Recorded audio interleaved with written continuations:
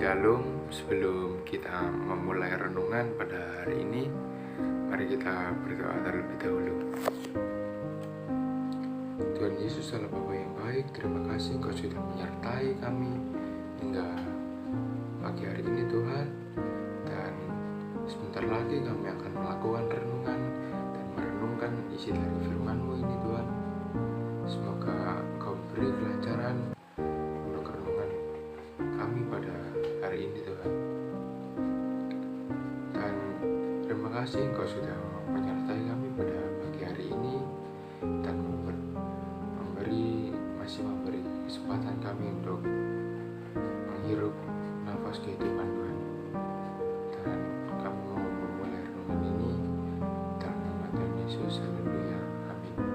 Renungan pagi kita pada hari ini diambil dari Injil Lukas pasal 13 ayat yang ke-31 sampai ke-35.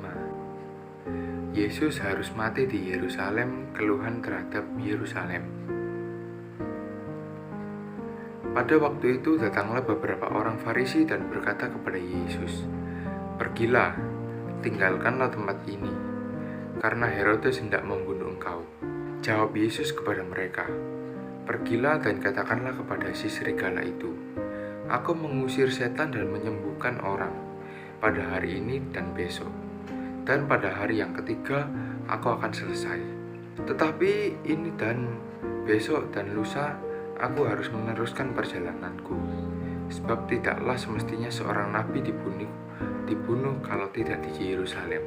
Yerusalem, Yerusalem, engkau yang membunuh nabi-nabi dan melempari dengan batu orang-orang yang diutus kepadamu.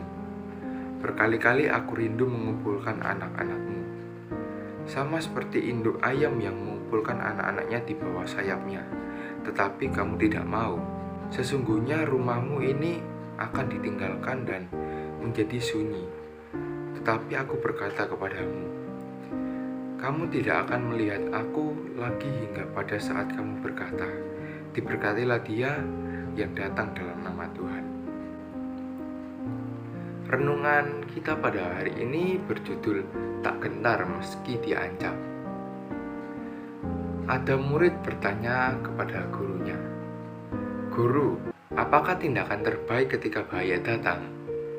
Sang guru pun menjawab, "Muridku, jika musuh mengancammu, yang harus kamu lakukan adalah lari dan menghindar." Maksud dari pesan ini adalah orang yang mau hidup damai sedapat mungkin lari untuk menghindari bentrokan. Seseorang yang hidup damai sadar bahwa kekerasan bukanlah jalan keluar untuk mengatasi sebuah persoalan. Bagaimana dengan Yesus? Ia pun pernah menghindar dari orang-orang yang hendak bermaksud jahat kepadanya. Tetapi pada kesempatan lain, ketika Yesus jelas-jelas mendapat teror untuk menghentikan pelayanan kemanusiaan yang sedang dilakukannya, bahkan berita ancaman akan dibunuh oleh Herodes, Yesus menolak untuk lari. Ia justru berkata jika ia akan menyelesaikan pekerjaannya di tempat itu selama beberapa hari ke depan. Hidup di bawah ancaman tidak membuatnya merasa takut, namun bukan berarti ia akan melakukan perlawanan kepada penentangnya. Kita pun mendapati tidak sedikit orang hidup dalam ancaman karena memperjuangkan keadilan, kebenaran, dan hidup sesama. Meski dalam diancam, mereka tidak menghentikan misi yang telah dipercayakan Tuhan kepadanya. Mereka tidak lari, dan pada saat yang sama, mereka tidak melakukan perlawanan. Mengapa iman mereka tetap teguh dalam kondisi demikian? Rasul Paulus berkata bahwa kasih Kristuslah yang menguatkan mereka. Mereka percaya bahwa penindasan, penganiayaan, bahkan pedang sekalipun tidak dapat memisahkan dari kasih Kristus. Jadi, ketika hidup kita digerakkan oleh kasih Kristus, ancaman apapun tidak akan menggoyahkan pengharapan kita kepadanya. Amin. Sebelum itu, mari kita berdoa untuk mengakhiri renungan kita pada hari ini. Tuhan Tuhan Yesus adalah Bapa yang baik. Terima kasih Engkau sudah menyertai kami untuk merenungkan isi dari firman-Mu Tuhan.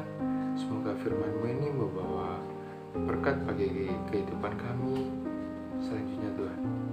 Dan terima kasih Engkau sudah membantu melancarkan renungan kami pada hari ini. Dan semoga hari ini apa yang kami lakukan dapat berjalan dengan lancar dan apa yang sesuai dengan kehendak-Mu Tuhan. Dalam nama Tuhan Yesus, haleluya, amin.